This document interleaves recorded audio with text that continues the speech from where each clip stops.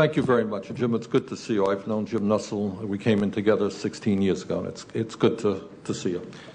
Jim, let me tell you the concerns that I have with your nomination. And it's not that you're not smart, and the partisanship does not bother me. I think if you stand up and fight for what you believe in, from where I come from, that's not something to be held against people. But this is my concern, Jim. I think the American people believe that President Bush is increasingly out of touch with reality in many areas, and it's not just Iraq, and it really has to do with the economy.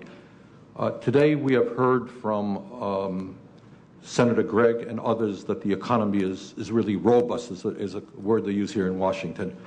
Let me ask you this. Since Bush has been president, over 5 million people have slipped into poverty. Nearly 7 million Americans have lost their health insurance. Median household income has gone down by nearly $1,300. 3 million manufacturing jobs have been lost. 3 million American workers have lost their pensions. Home foreclosures are now the highest on record. The personal savings rate is below zero, which hasn't happened since the Great Depression. The real earnings of college graduates have gone down by about 5% in the last few years.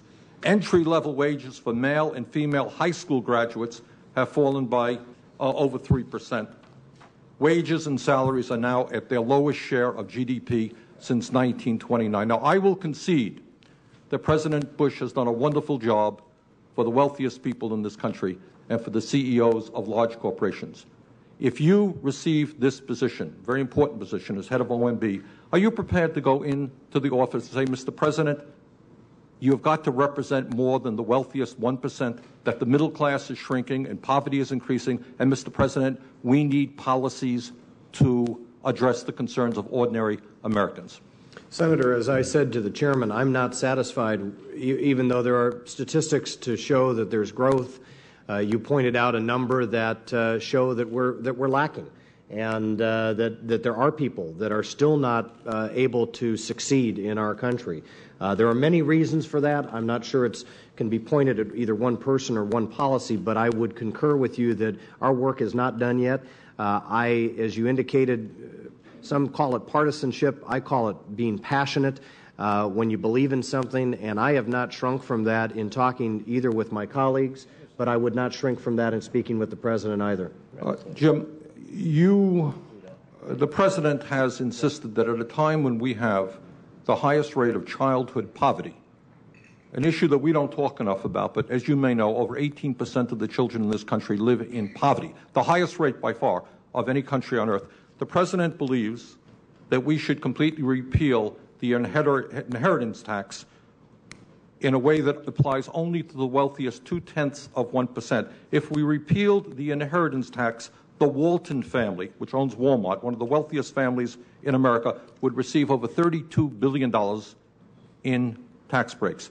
Do you think it's appropriate to give $32 billion in tax breaks to the wealthiest, to one of the wealthiest families in this country, at the same time when we have 9 million children living without health insurance in this country and the highest rate of childhood poverty? Is that a good sense of priorities in your judgment?